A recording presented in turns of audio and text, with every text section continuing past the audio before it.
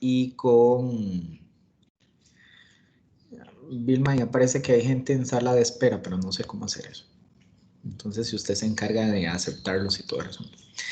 Les comentaba de la papa y la gloxinia. La papa, como ustedes van a ver dentro de poco, en poquísimos días ya la planta llega hasta la tapa del frasco. O sea, crecen muy rápido. Estamos hablando de, no sé, 2, 3 semanas ya hay que volverlas a subcultivar. Entonces, ese tiempo que se tarda para hacer un nuevo subcultivo es lo que llamamos el periodo de subcultivo. Entonces, en plantas o cultivos como papa, ese periodo de subcultivo es corto. Eso quiere decir que yo en poco tiempo puedo alcanzar un gran número de plantas.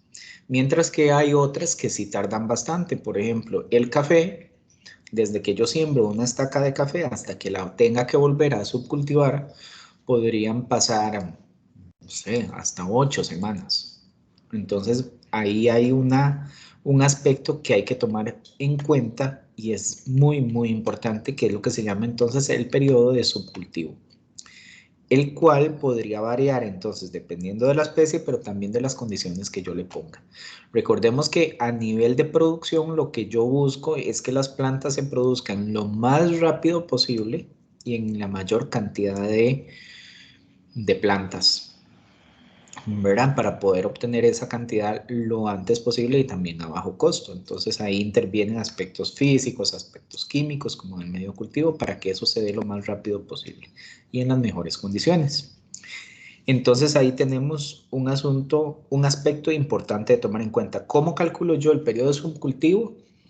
Pues igual ustedes pueden buscar en literatura, pero finalmente el periodo de subcultivo se los va a estar dando eh, la experiencia y las condiciones de su propio laboratorio. Pero eso es muy, muy importante a nivel productivo.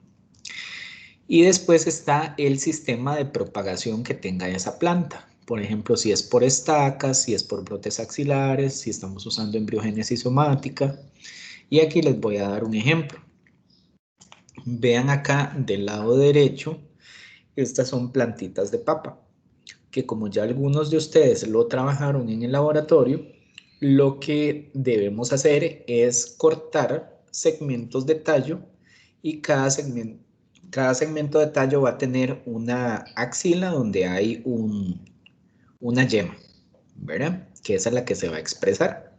De hecho, si ustedes ven acá, no sé si ven ahí donde estoy poniendo el cursor, esto era lo que era la estaca inicial. Entonces, esta planta que sale de acá realmente inicialmente era una yema, ¿verdad? Nada más que aquí ya se elongó. Pero ven, aquí era donde estaba la estaca. De hecho, aquí se ve el corte. Igual véanlo acá. Esta era la estaca inicial y aquí es donde salió la yema axilar. O sea, que se está expresando. Y entonces, al hacer el subcultivo, que en este caso es por estacas de tallo, ustedes lo que hacen es un picadillo, digámoslo así, de esa planta. O sea que de una planta grande me quedaron 5 estacas pequeñitas. Y entonces vuelvo a iniciar el proceso, ¿verdad? Vuelven a crecer, las vuelvo a hacer un picadillo y ahí va creciendo o aumentando el número de plantas de forma exponencial durante cierto número de semanas, que ahí es donde decimos lo del periodo de subcultivo, ¿verdad? Y por ejemplo, que es en orquídeas, vean que no es igual. O sea, yo a esta planta no le saco estacas, sino que lo que funciona es como por brotes axilares. Es decir, yo siembro una plantita y van a nacer hijos de forma lateral. No sé si aquí ven uno, aquí ven otro, pero vean que la planta inicial se sigue manteniendo y ella va creciendo. Por eso es que en este frasco encontramos plantas de diferentes tamaños, que es la primera, ¿verdad? Que yo sembré, y los hijos, digámoslo así, que son esos brotes axilares que van saliendo. Entonces vean que aquí hay una diferencia que debo de tomar en cuenta, y es que aquí yo hago un picadillo y todos empiezan como desde cero, pero aquí no. Aquí algunas ya van más avanzadas. Entonces, ¿Cómo es que funciona en estos casos? Bueno, yo saco las plantas también en distinto periodo de subcultivo, ¿verdad? O en determinado periodo de subcultivo, y van a haber plantas que son más grandes que otras.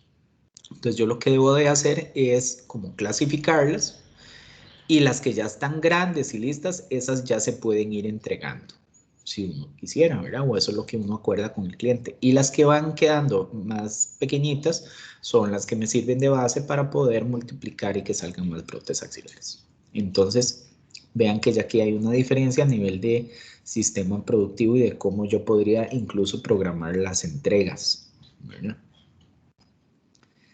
Y esto, por ejemplo, es embriogénesis somática, que también esto es un proceso que es largo, que lo vamos a ver en cultivo de tejidos 2, pero que al final van como todas las plantas iguales.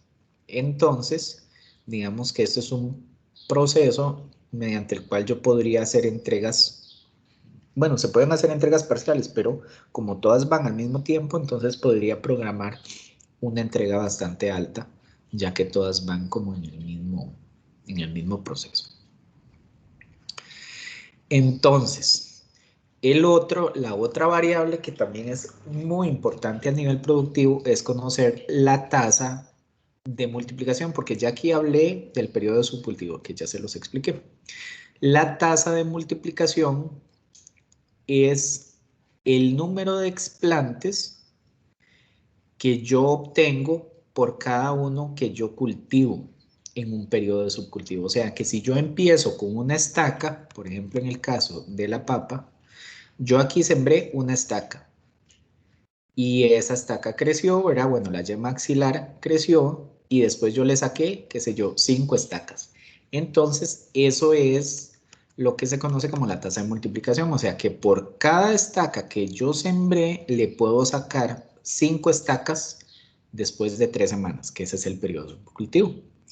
Entonces, eso me permite a mí hacer proyecciones. Por ejemplo, si yo sembré 5 estacas y cada una me da 5, 5 por 5, 25, o sea, ya yo sé que en un frasco me va a dar en un periodo subcultivo 25 plantas. Y entonces, ¿cuántos frascos tengo que sembrar para poder tener, qué sé yo, 10.000 plantas? ¿Y en cuánto tiempo? Entonces, vean que el periodo de subcultivo y la tasa de multiplicación me dan a mí la información para hacer una proyección de cuánto tiempo voy a tardar para poder entregar X número de plantas. Y con eso es lo que yo me comprometo y con eso es lo que yo planeo en el laboratorio. ¿Ven? Teniendo en cuenta ahí asuntos como que son promedios, ¿verdad?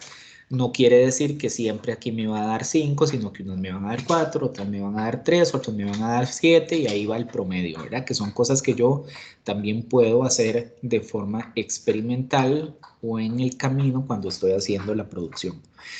Y lo otro es que también hay que tomar en cuenta que algunas plantas se me van a contaminar, que hay algunas plantas que no van a crecer y entonces eso es un porcentaje que yo debo de ir determinando, ¿verdad? Como el porcentaje de pérdida, digámoslo así, que siempre se debe tomar en cuenta. ¿Hay alguna pregunta? ¿Está quedando todo claro? A ver, chicos.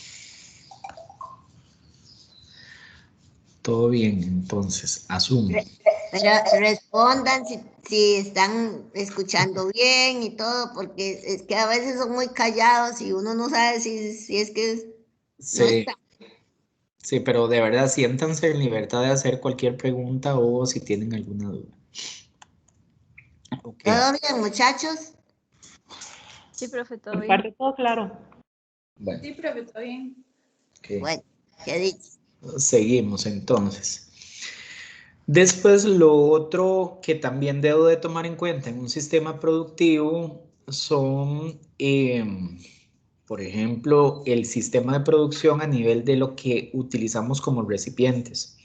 No es lo mismo utilizar los frasquitos estos Herbert que usar Ritas, que no sé si todos saben qué es una Rita, pero bueno, es un recipiente que tiene como 2 pisos, digámoslo así, donde en el piso de arriba se cultivan las plantas y en el piso de abajo es el medio de cultivo y bueno, por un sistema de inyección de aire, ese medio baña a las plantas en determinado momento. O sea, no están puestos en un gel como es el medio que estamos probando en el laboratorio.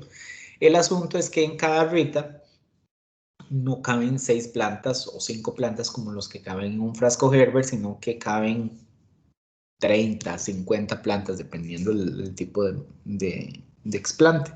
Entonces, ahí por cada recipiente puedo cultivar un montón y entonces eso me podría estar ahorrando bastante tiempo y espacio. Eso por un lado. Lo otro es el tamaño del laboratorio, ¿verdad? Obviamente el cuarto de crecimiento debe haber una relación lógica y adecuada entre el número de cámaras de flujo laminar que yo tengo para producción o los puestos de trabajo, porque hay cámaras de flujo laminar que son individuales, otras que son dobles, y el tamaño del cuarto de crecimiento, ¿verdad? Precisamente para no tener ahí espacio ocioso dentro del cuarto de crecimiento o por el contrario que se me vea abarrotado el cuarto de crecimiento, ¿verdad? También hay que tomar en cuenta que en un laboratorio de cultivo de tejidos, el cuarto de crecimiento, bueno, y las cámaras son los que me determinan a mí la capacidad de producción. Sin embargo, como las plantas van saliendo, ¿verdad? Y se van haciendo entregas, entonces todo eso se debe tomar en cuenta, porque uno puede decir, bueno, es que mi laboratorio tiene una capacidad para albergar en determinado momento 10.000 plantas. Pero no es que esa es la capacidad máxima, sino que, ¿cómo decirles? Eso es lo que cabe en un momento dado, pero si yo saco 5.000, ya me quedan espacio para 5.000 y ahí vamos avanzando con esa capacidad. Por eso es que la capacidad de laboratorio se mide también en tiempo, ¿verdad? Entonces, lo que normalmente se dice es que un laboratorio tiene la capacidad de producir X cantidad de plantas por año, por decirles algo, ¿verdad? Y eso es porque van saliendo. No es la capacidad del cuarto de crecimiento en un momento dado. Y después lo que les comentaba de la capacidad de producción, ¿verdad? Que está dado por las cámaras de flujo laminar, pero que tiene que ser adecuado con el espacio en cuarto de crecimiento. Y aquí viene algo muy, muy importante y es el factor humano. En los laboratorios de cultivo de tejido comerciales, pues realmente la parte de automatización pues no es tan alta. Esto porque a pesar de que yo utilice clones de plantas, por ejemplo, no se comportan igual, ¿verdad? De pronto vemos que aunque son clones de plantas y que yo saque la misma estaca, o sea, del mismo tamaño y todo, no siempre reaccionan igual. Vean, por ejemplo, acá, ¿verdad? O sea, estas plantas, por más iguales que yo haya puesto la estaca, pues no son iguales, ¿verdad? Y algunas le sacaré 5 estacas, a otras 3, a otras 4, otras tendrán hojas más grandes, etcétera. O sea, van a haber diferencias que son inherentes al proceso. Entonces, ese recurso humano es el que tiene la capacidad de hacer esa diferenciación, o sea, de seleccionar las plantas, de cultivarlas adecuadamente, de quitar las que no tengan mucho potencial, de dejarlas mejores, etcétera, y eso hace difícil que haya una automatización. Donde podría haber algún grado de automatización es en la preparación de medio de cultivo, sin embargo, por lo menos yo no he visto, debe haber, pero la verdad nunca he tenido la experiencia de ver un laboratorio con automatización para la realización de medio de cultivo, pero ahí podría hacerse, ¿verdad? Con robots y cosas por el asunto, de que se vaya preparando el medio de cultivo de forma automatizada. Pero eso quiere decir que el trabajo en cultivo de tejido sigue siendo bastante manual, o sea que requiere mucho recurso humano para hacerlo, ¿verdad? Desde los que preparan medio hasta los que trabajan en cámara, los que lavan los frascos, etcétera, etcétera, ¿verdad? Entonces, dentro de los costos que tenga un laboratorio, pues el recurso humano, ¿verdad? O los salarios de las personas, por decirlo de otra forma, será uno de los costos más importantes dentro de ese sistema. Y también que es determinante, por tanto, entonces seleccionar el mejor recurso humano. Ahora bien, vamos a ver, existe una diferencia importante entre la formación que ustedes están recibiendo y que saldrían como ingenieros de lo que haría un técnico de laboratorio. ¿Alguien me puede decir la diferencia o qué cosas saldrían ustedes haciendo distintas de lo que haría un técnico o cómo visualizan ustedes esa parte? O sea, alguien que me lo diga. En el cambio de protocolos, profe, digamos, un técnico se atiene más como a lo que dicen los artículos o la bibliografía que revisa, y el ingeniero tal vez puede hacer cambios o ajustes ahí dependiendo de la investigación que realicen. Claro, sí, sí, precisamente eso. Y ustedes como ingenieros entonces van a estar en la capacidad de primero diseñar un protocolo, ¿verdad? Eso es montarlo desde cero, lógicamente teniendo en cuenta lo que ya dice la literatura, porque no me voy ahí a hacer pruebas desde cero sin haber leído nada de lo que hay en el estado del arte. Precisamente el estado del arte o el estado de la técnica lo que me dice es lo que ya está hecho hasta ese momento y eso es lo que vamos a tomar como base. Sin embargo, les digo que aunque ustedes encuentren un protocolo, qué sé yo, si yo necesito hacer una reproducción de papa y ustedes encuentran un artículo que dice, bueno, protocolo de reproducción de papa incluso de la misma variedad, por más que ustedes lo repitan igual a lo que dice el artículo, es probable que no les dé los mismos resultados. Y uno lo que dice es, bueno, pero es que en ciencia el asunto tiene que ser repetible y reproducible. Bueno, sí, efectivamente. Lo que pasa es que recuerden que hay un montón de variables que intervienen, ¿verdad? O sea, los laboratorios finalmente tienen características únicas. Y entonces, dependiendo de eso, van a haber diferencias. Incluso una misma variedad de papa que se cultiva aquí en Cartago y una que se cultiva, no sé, en Perú, famoso, aunque sea la misma variedad, de ahí ya están en lugares geográficos y climáticos distintos, entonces ahí va a haber una diferencia. Entonces, sí, los artículos científicos son muy importantes, pero finalmente tiene que haber una parte ingenieril para adaptar ese protocolo a las condiciones propias del laboratorio. Entonces, finalmente, los protocolos son como muy únicos y muy propios de cada laboratorio. Y ahí está la capacidad ingenieril o de ustedes como profesionales de poder hacer esa adaptación a sus propias condiciones. Eso por un lado. Y lo otro también que tienen la capacidad de hacer modificaciones a un protocolo que ya está hecho. Si un protocolo empieza a dar problemas, ¿verdad? Que antes no los daba, o si se presenta una contaminación muy particular, o no empiezan a crecer las plantas como antes, etcétera, etcétera. O sea, mil cosas que pueden pasar. Un ingeniero debería de tener la capacidad de poder hacer las adaptaciones en los puntos, digamos, que sean más, ¿cómo decirlo? Como más estratégicos. Vamos a ver, si yo tengo un protocolo que utiliza un MS, Sales MS, y utiliza, qué sé yo, dos reguladores de crecimiento, BA y ANA, por decirles algo, y azúcar. Vamos a ver, como fuente de carbono.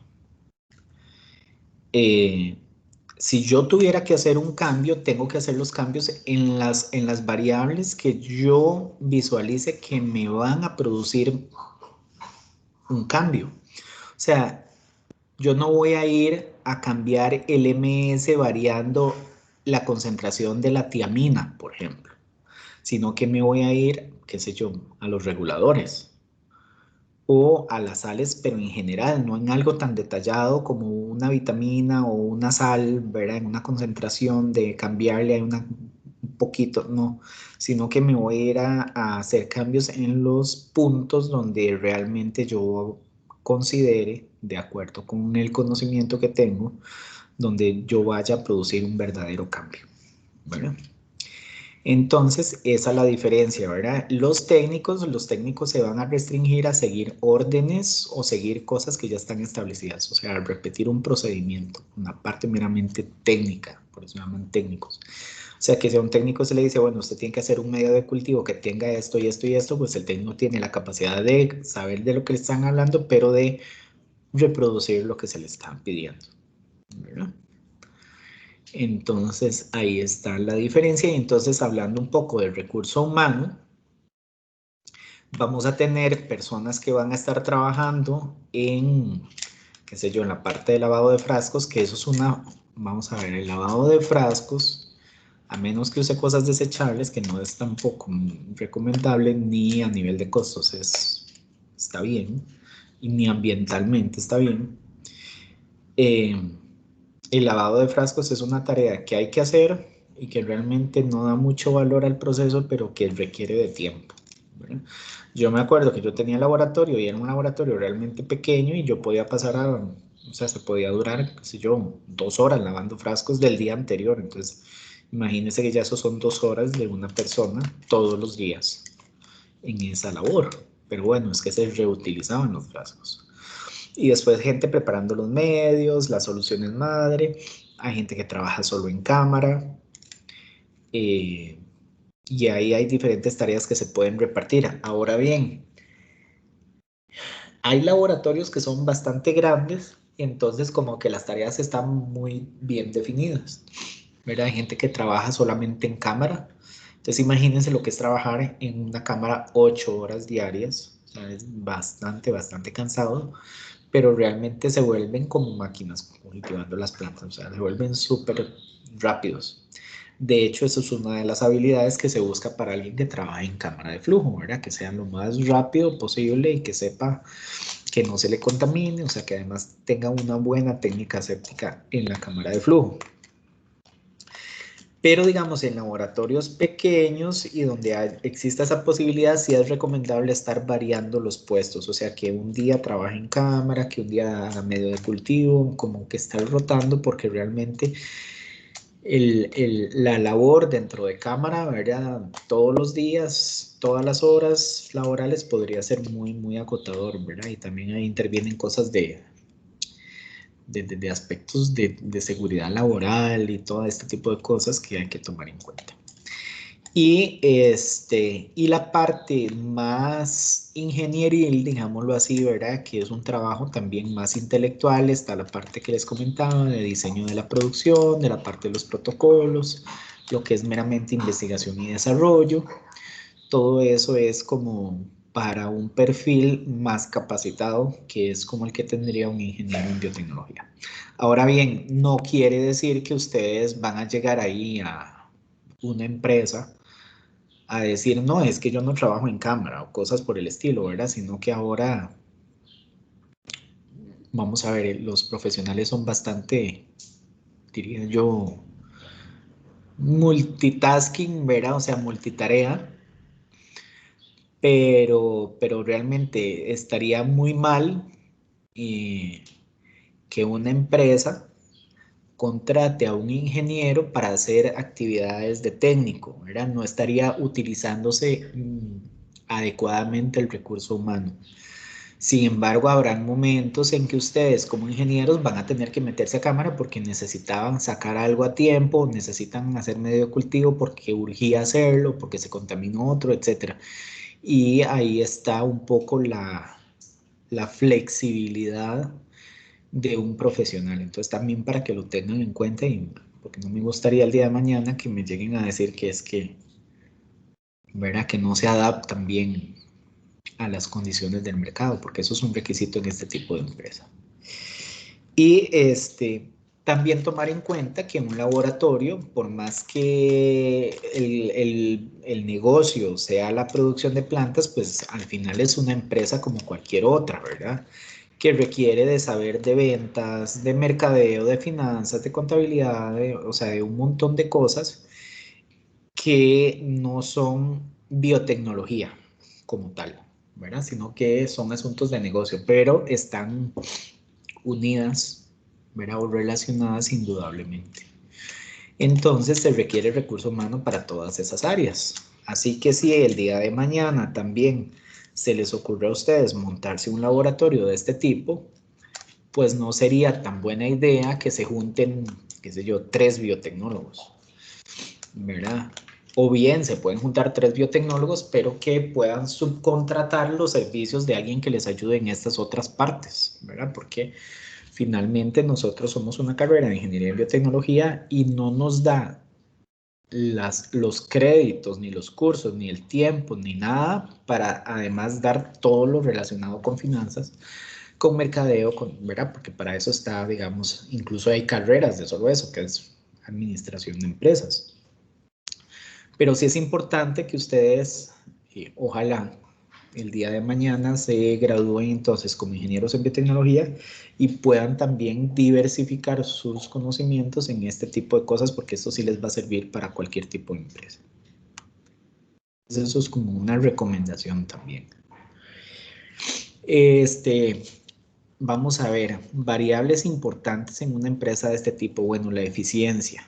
Resulta que a la gente que la contratan para trabajar en cámara de flujo, así como hay empresas de dispositivos médicos, de textiles, de todo, hay empresas que maquilan plantas, que son estos laboratorios. Entonces, igual a las personas que entran a trabajar en estos puestos se les pide que tienen que hacer tantos números de plantas por día o por hora, ¿verdad? Y ahí hay gente que está midiendo todo esto en cuanto a la eficiencia y la productividad. Igual para la producción de medios de cultivo, para el lavado de frascos y todo. O sea, como es una empresa que requiere mucha mano de obra, esa mano de obra tiene que ser muy, muy eficiente. Y todo eso se mide.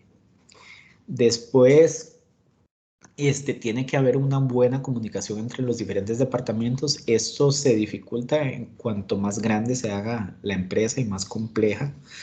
O sea que si existiera un departamento de ventas y anda ofreciendo o llegan a que le soliciten la producción de una planta, deberían de comunicarse con el departamento de producción y de investigación y desarrollo para ver si eso es posible, ¿verdad? Porque si por ejemplo ese laboratorio tiene agentes de venta y andan ofreciendo reproducir cualquier planta, pues eso no está bien, ¿verdad? Si no ha habido una retroalimentación o por lo menos una consulta al departamento de producción y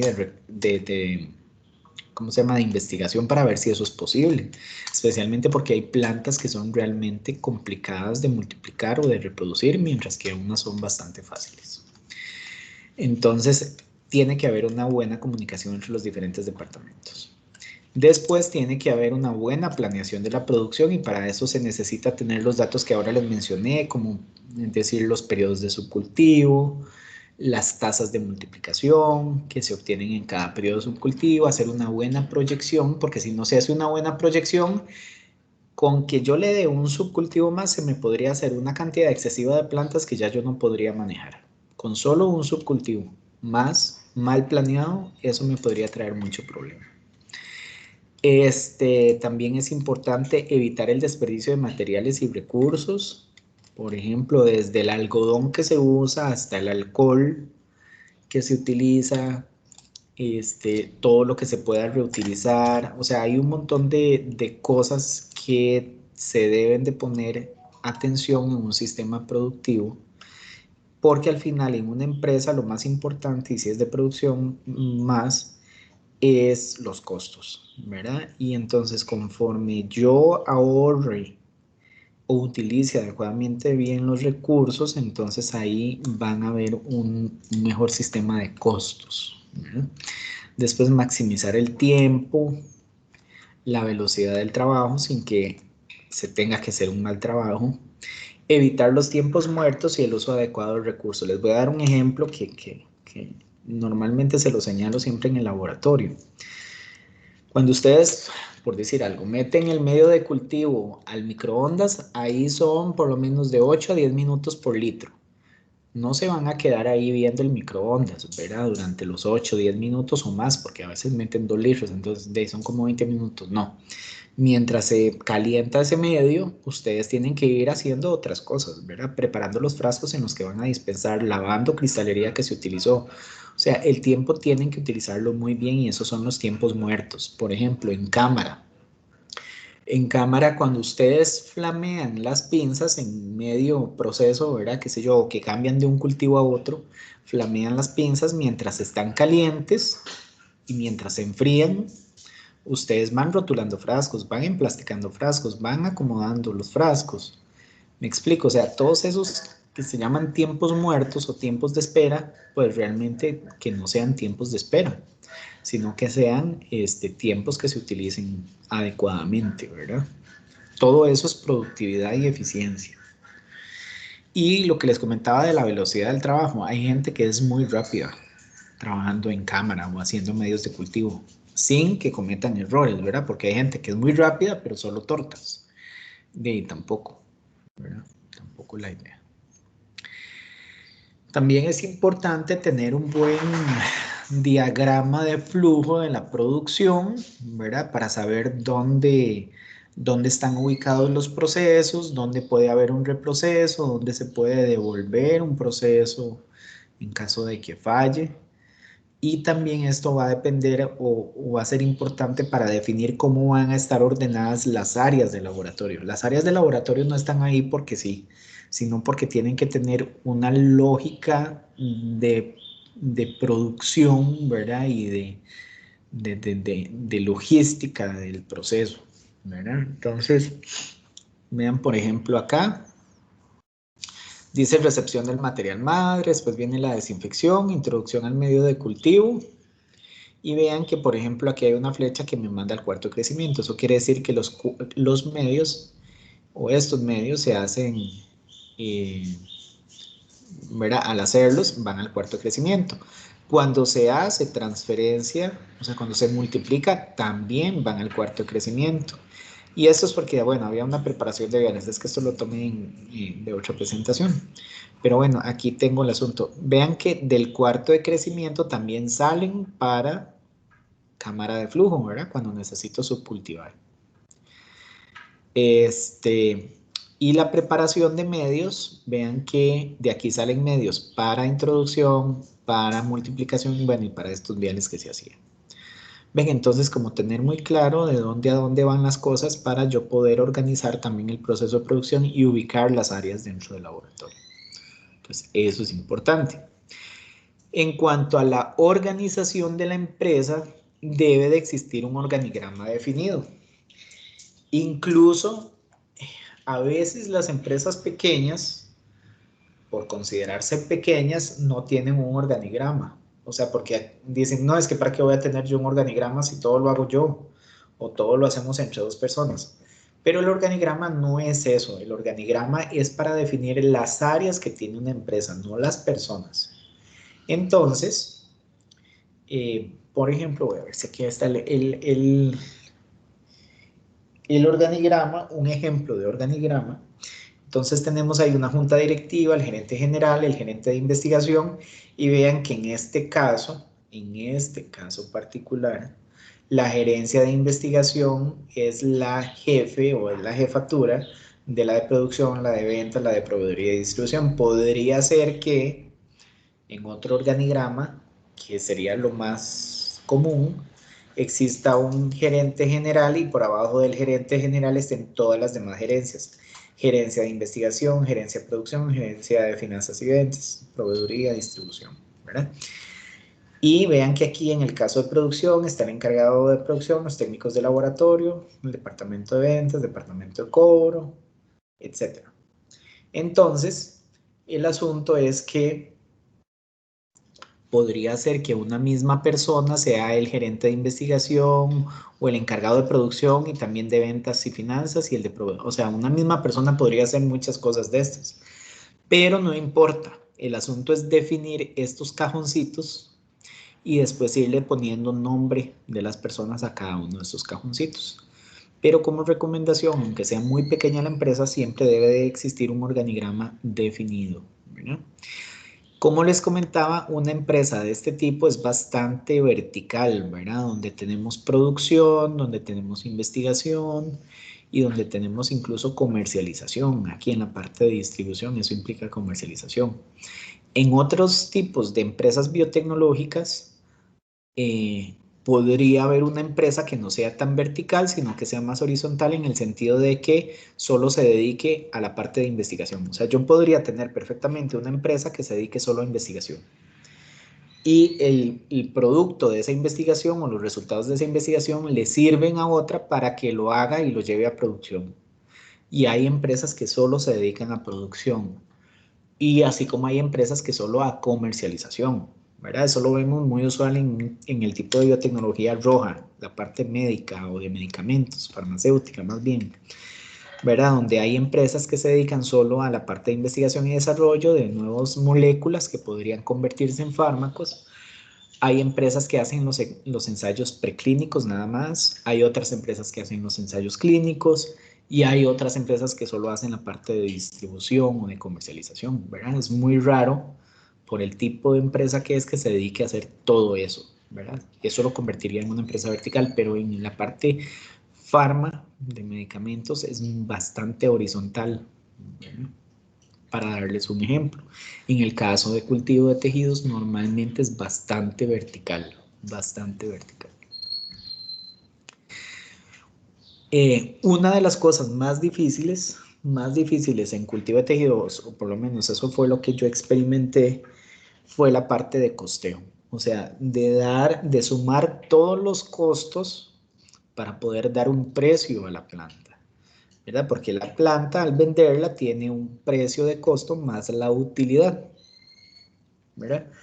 Esas cosas sumadas me van a dar el precio final, ¿verdad? La utilidad es lo que yo me estoy ganando finalmente por planta.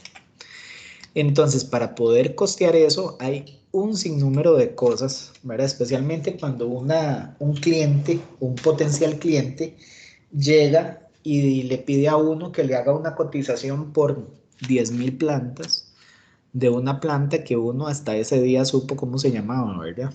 Entonces vieran que es muy complicado porque uno tiene que hacer una cotización de algo con lo que uno nunca ha trabajado.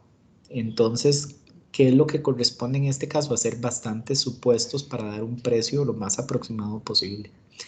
Para eso, si a mí me llegaran en este momento con la solicitud de hacer de reproducir una planta nueva, o sea, con la que yo no tengo experiencia, lo primero que debo de hacer es determinar un protocolo, por lo menos a grandes rasgos, ¿verdad? ¿Y cómo hago yo eso? Bueno, me baso en lo que está en la literatura o puedo hacer algunos experimentos antes de dar una oferta final. Por ejemplo, yo llegué a la conclusión o llegué a la estrategia de que cuando me pasaba eso, de que llegaba alguien a pedirme un servicio de reproducción y yo no tenía experiencia con esa planta, yo lo que les decía es que yo necesitaba hacer algunas pruebas previas antes de darle una cotización o antes de comprometerme a dar el servicio de reproducción. Entonces lo que llegaba al acuerdo con el cliente es que le iba a hacer algunas pruebas para determinar ciertas cosas como el tiempo, como qué tan difícil era, etcétera, y que dependiendo cómo salieran esas pruebas, yo me comprometía a darle el servicio de reproducción. Y entonces lo que le daba era como una mini oferta de esa parte experimental y ya después yo le hacía la cotización. También con eso ganaba un poco de tiempo para buscar información, para ver si la producían otros laboratorios aquí en el país o incluso fuera del país para saber aspectos de precios o de facilidad, de ver periodos de subcultivo, etcétera, etcétera. ¿Ven? Entonces, para ese costeo yo tengo que determinar ese protocolo. Y cuando digo el protocolo, incluye la parte de introducción, la parte de multiplicación y la parte de enraizamiento, ¿verdad? Porque además en una oferta yo tengo que dar el precio y el tiempo de entrega. Entonces vean que eso es muy delicado, ¿verdad? Para el tiempo de entrega yo debería de calcular cuánto es, o de por lo menos hacer un supuesto de cuántos son los periodos de subcultivo. Y también de asumir o de suponer o de extraer de la literatura la tasa de multiplicación. ¿Ven? Y con eso ya yo puedo hacer una proyección decente de lo que sería ese servicio de reproducción. Finalmente, los servicios de reproducción son bastante personalizados. Vean que no es lo mismo cuando yo digo, bueno, es que llegó un cliente y entonces yo produzco las plantas que el cliente me pida. Entonces, si llegó Hoy un cliente de piña, pues le produzco piña. Si llegó otro de banano, produzco banano. Y otro de orquídeas. O sea, eso podría ser así, ¿verdad? Porque si lo hago al revés, o sea, si yo me pongo a producir piña, por decirles algo, porque yo quise o porque yo determiné que eso es un buen cultivo para producir, hay un riesgo y es que yo, si me pongo a producir esas plantas y después tengo las plantas y no aparece el cliente o no las vendo a tiempo, yo no puedo almacenar esas plantas en bodega. O sea, no es un asunto ahí perecedero, ¿verdad? Y entonces ahí hay un riesgo muy alto, ¿verdad? Entonces yo les diría que a menos que sea una planta como que ustedes sepan que realmente lo que produzcan se va a vender, no se comprometan a hacerlo de esa forma, sino que sea por proyecto. O sea, producen plantas que sean las que lleguen a pedirles, no las que ustedes consideran que se podrían vender. No sé si me explico. Como les digo, a menos que sea una planta muy particular, ¿verdad? Que ustedes sepan, qué sé yo, que hay una gran demanda en el mercado. Qué sé yo, voy a poner un ejemplo. Hubo un desastre natural, qué sé yo, un huracán, de estas tormentas, y hubo inundaciones y arrasaron con todas las plantaciones de banano de limón, por decirles algo. Entonces, una vez que pase eso, hay una gran necesidad por obtener semilla de esa planta. Entonces, yo podría ahí ver una oportunidad y empezar a producir plantas de banano para después venderlas. No porque llegaron a pedírmelas, sino porque yo decidí hacerlo como empresario. Para el costeo, entonces yo necesito determinar para cada etapa y ciclo de multiplicación la duración que dura cada etapa. El número de plantas al principio y al final de cada etapa para efectos de la tasa de multiplicación. Las horas que se invierten, tanto en cámara como para preparar medios de cultivo, para limpieza de frasco, limpieza en general, porque yo tengo que tasar o ponerle un precio a esas horas. Después las horas profesionales que se requieren en investigación o en otras actividades profesionales de más intelectuales. Y las horas en otros puestos, qué sé yo, secretarias y ese tipo de cosas, si el laboratorio lo tiene. También el número de frascos y de etapas utilizadas en cada etapa y darle depreciación. ¿Qué significa eso?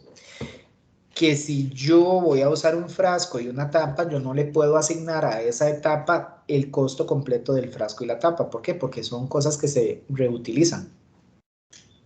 Entonces yo lo que tengo que determinar es, por ejemplo, un frasco, yo puedo decir, bueno, le voy a dar una vida útil de 5 usadas. O sea, 5 veces que lo voy a usar. Porque después de esas 5 veces, pues es muy probable que ya se haya quebrado, etcétera, etcétera. Y las tapas igual.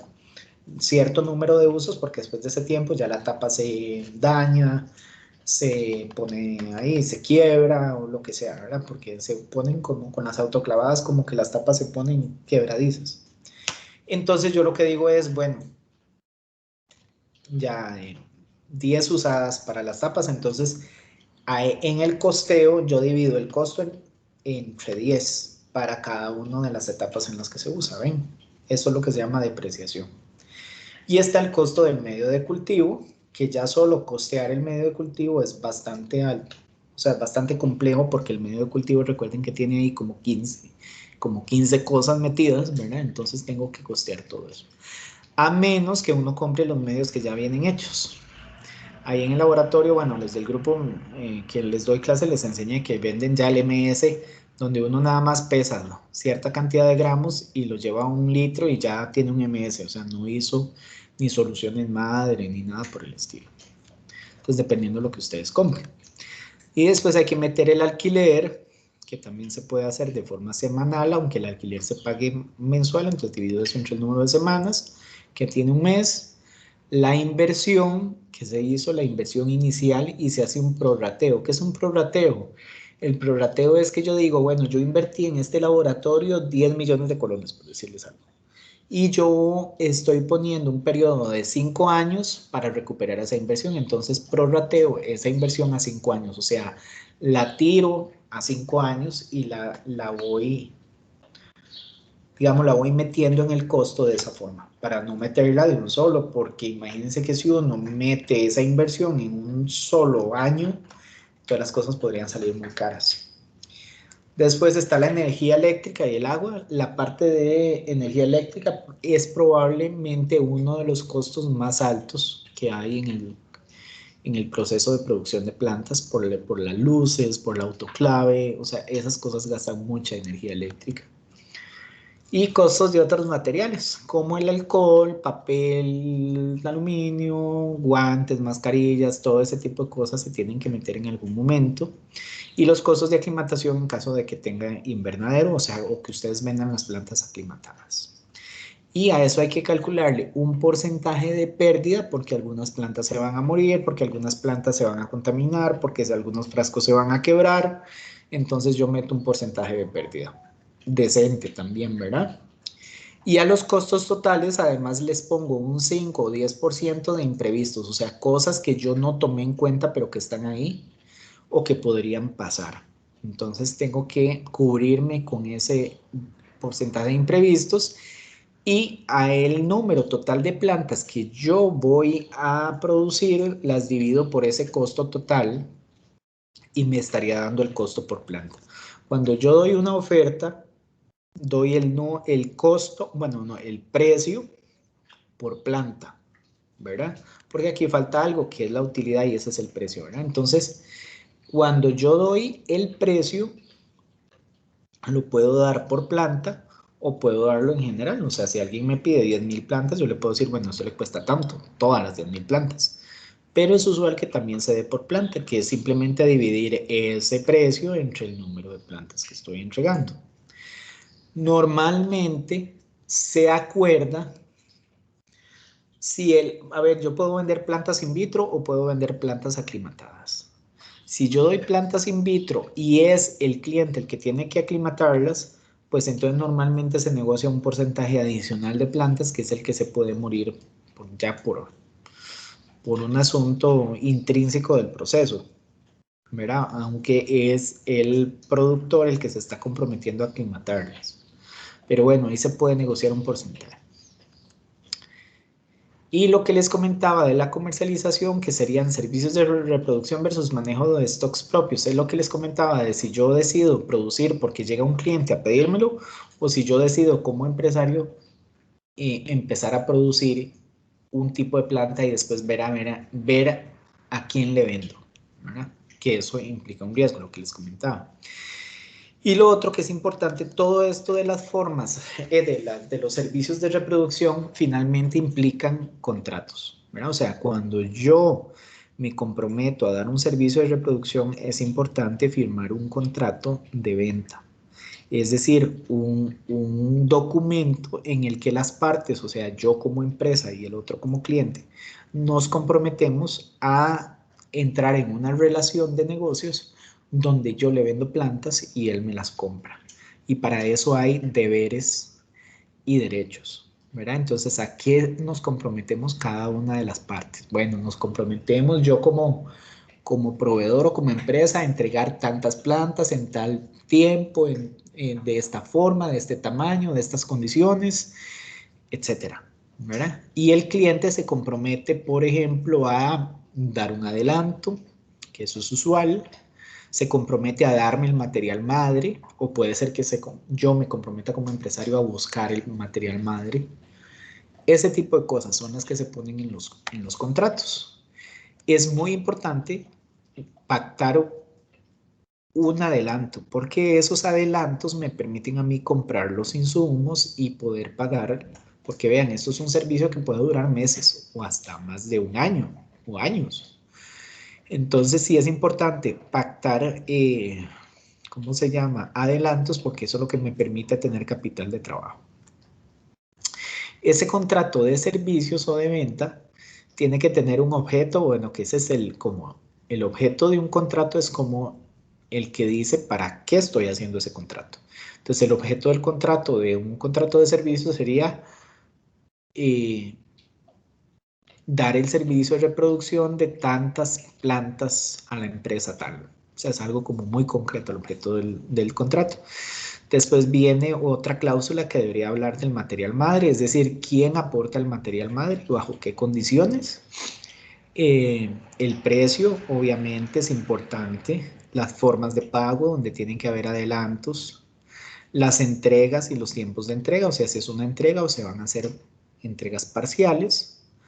Cómo se van a entregar esos plantas, si en frascos, si a raíz desnuda, cómo va a ser el embalaje, o sea, cómo van a ir empacadas esas plantas. Los derechos de propiedad intelectual y la confidencialidad. Esto es importante, estos dos aspectos, porque vamos a ver, podría ser que el empresario, y eso es muy usual, o sea, el cliente, solicite al laboratorio no revelar el nombre de la planta que están produciendo, porque si otra empresa que es competencia se da cuenta de esto, pues entonces eso podría significar una desventaja competitiva, ¿verdad? O sea, la competencia podría ponerse alerta y hacer lo mismo, o no sé, cosas de mercado, de competencia. Entonces es muy usual que pidan confidencialidad, o sea, que no se revele qué es lo que se está produciendo, digamos, a terceros. También es usual que el cliente pida que esas plantas solo se le vendan a ellos, lógicamente, ¿verdad? O sea, a mí no me va a entregar un cliente una planta y después yo se las voy a vender, además de a él, a otras personas, ¿verdad? Normalmente se pide que sea exclusivo. A veces también es importante para proteger la confidencialidad o para asegurar la confidencialidad, es que, qué sé yo, si un cliente quiere reproducir una variedad de banano y no quiere mantener la confidencial, entonces me da el material, pero no me dice lo que es y yo nunca lo voy a saber. Pero bueno, esos son como casos extremos, ¿verdad? O sea, o me dice, qué sé yo, el género, pero no me dice la especie, o me dice la especie, pero no me dice la variedad. Ese tipo de cosas que se puede guardar el cliente para asegurar un poco la confidencialidad del material. Y lo otro es los derechos de propiedad intelectual. Eso es que, vamos a ver, al cliente le podría interesar solo las plantas. O sea, al cliente no le interesa que yo le diga si le puse BA, que si le puse azúcar. No, nada de eso le interesa al cliente. Al cliente lo que le interesa son las plantas. A menos que se pacte lo contrario, ¿verdad? Podría haber clientes que les interese comprar el protocolo, pero ya esos son otros 100 pesos, como dicen, ¿verdad? O sea, si yo le voy a vender plantas y protocolo, el protocolo vale miles de dólares, ¿verdad? Y es otra venta diferente. O sea, en una se vende una cosa tangible que son las plantas y en la otra se vende conocimiento que está, digamos, redactado en un protocolo, ¿verdad? De hecho, les voy a decir, yo en algún momento he vendido protocolos, ¿verdad? Y se factura el protocolo, ¿verdad? Protocolo para la reproducción de tal y tal cosa. Tantos miles de dólares. Sin tener que entregar nada tangible, sino que es un documento en el que viene especificado cuál es el procedimiento. Lo que pasa es que uno diría, bueno, pero son un procedimiento, sí, efectivamente, pero para llegar a ese procedimiento yo tuve que invertir mucho tiempo y recursos, ¿verdad? Para tenerlo ahí. Y ese protocolo debería ser reproducible, ¿verdad? Y irrepetible en el sentido de que si yo se lo voy a vender a un cliente, ese cliente debería de tener éxito con ese protocolo. Por eso, y por lo que les comentaba inicialmente que pueden haber diferencias, normalmente cuando se vende un protocolo se le venden horas de asesoría para que lo pueda implementar en el lugar en que el cliente decida, porque pueden haber cambios. Entonces, en cuanto a los contratos de confidencialidad que se pueden firmar aparte del contrato de servicios, pueden ser varias cosas. En este contrato de servicios puede haber una cláusula de confidencialidad o se puede hacer un contrato de confidencialidad por aparte. En el contrato de confidencialidad lo que debe de especificarse es qué es lo confidencial y qué no, ¿verdad? O sea, los alcances de ese contrato de confidencialidad o acuerdo de confidencialidad. La confidencialidad es diferente a la exclusividad. Mira, la confidencialidad es que yo no voy a revelar a terceros la información que yo tengo o que se considere confidencial. Mientras que la exclusividad es que solo le estoy dando qué sé yo, la producción o estoy dando ese servicio de forma exclusiva a este cliente. O sea que si llegan otros a pedirme lo mismo, yo les tendría que decir que no si tengo un contrato de exclusividad.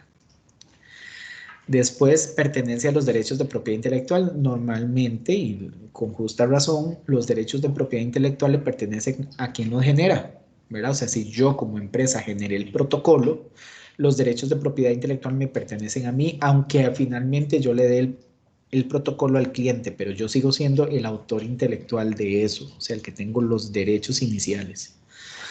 Después, ¿cómo se debe revelar la información confidencial? En caso de que se tenga que revelar la información, porque la idea es esa, no revelarla, pero en caso de que se tenga que revelar, ¿cómo lo voy a hacer? ¿A quién incluye el contrato de confidencialidad? El contrato de confidencialidad incluye a las personas que tengan acceso a la información confidencial. O sea, si en un laboratorio los que trabajan en cámara tienen acceso a la información, todos deberían de firmar el contrato de confidencialidad, o sea, los abarca. La vigencia del contrato también es un asunto importante. Hay algunos contratos que le ponen así como que es de por vida, ¿verdad? O no le ponen nada, y si no le ponen nada se puede asumir que es de por vida, pero realmente debería tener una vigencia.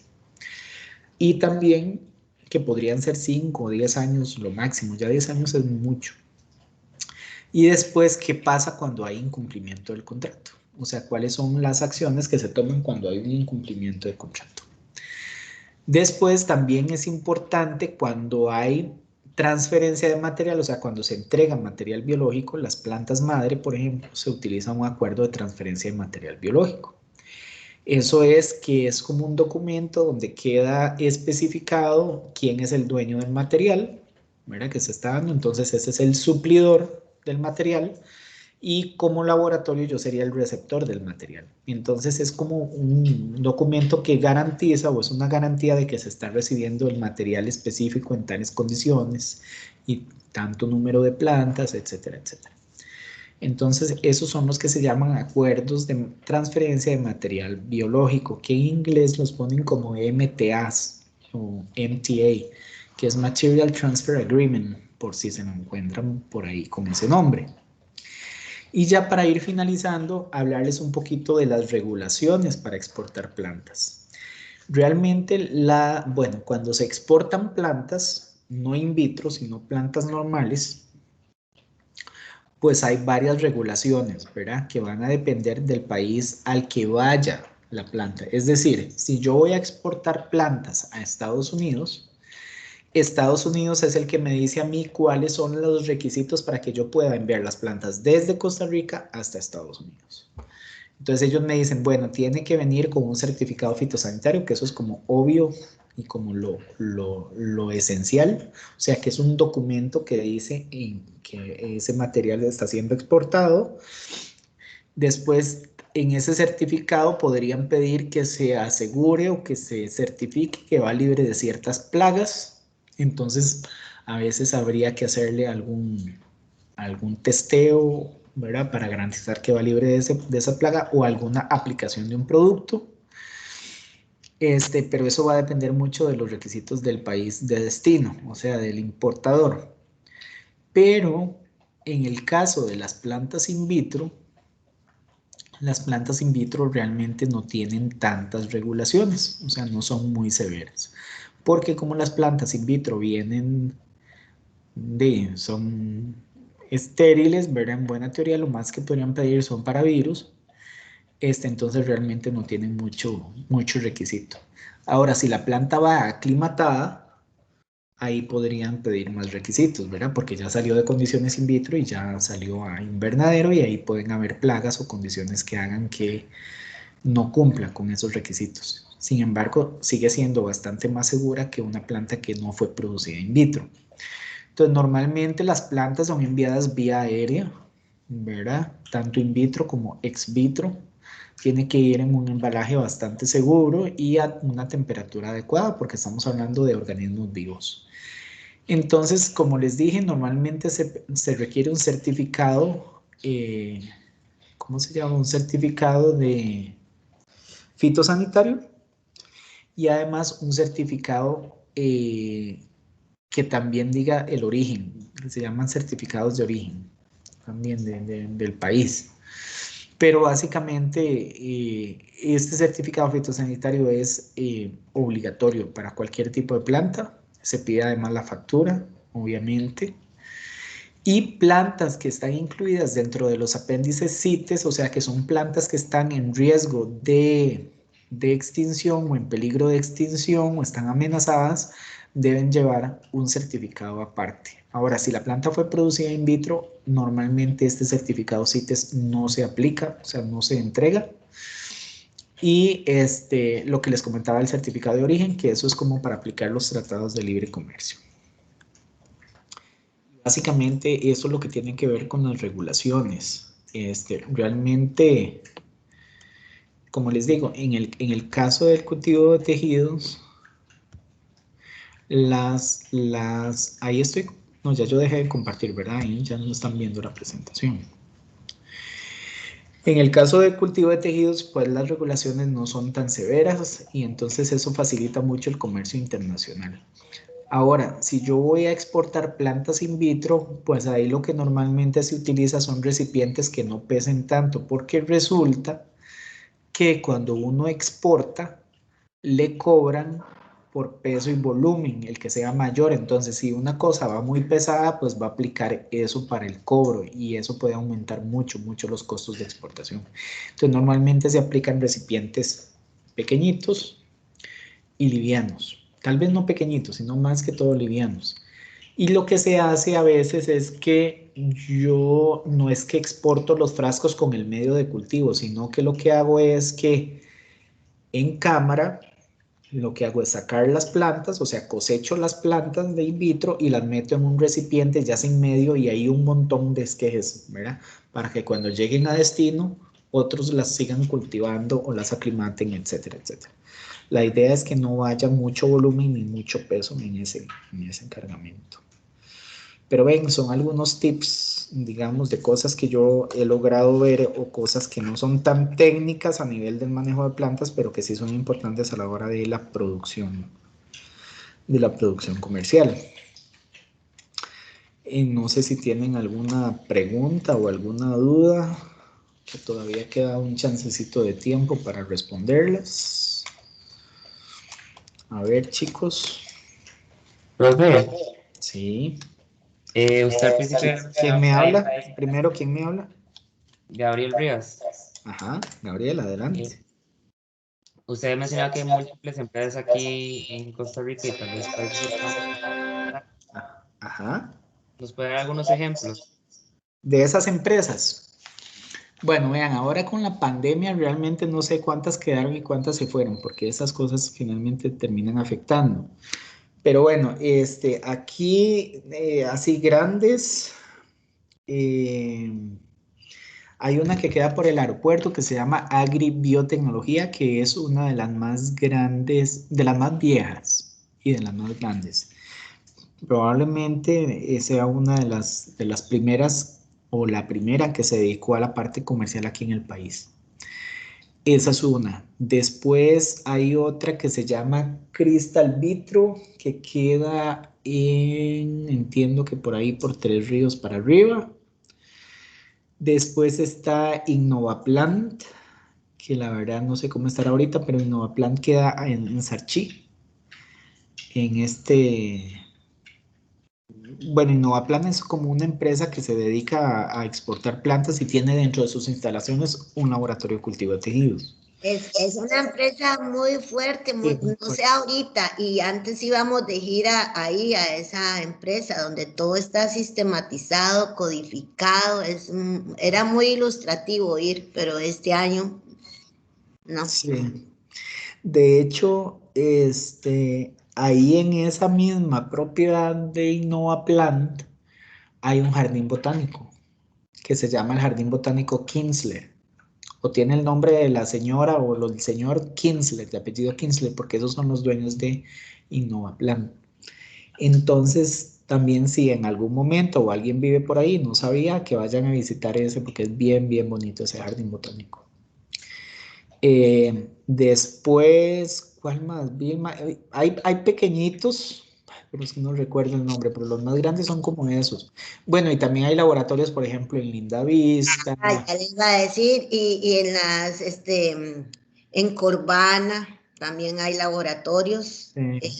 En Pindeco hay laboratorios de mucha producción. Sí, que esa sí es una empresa. Pindeco. Corvana, recuerden que no es una empresa, es una corporación bananera, pero entonces hacen investigación alrededor de banano.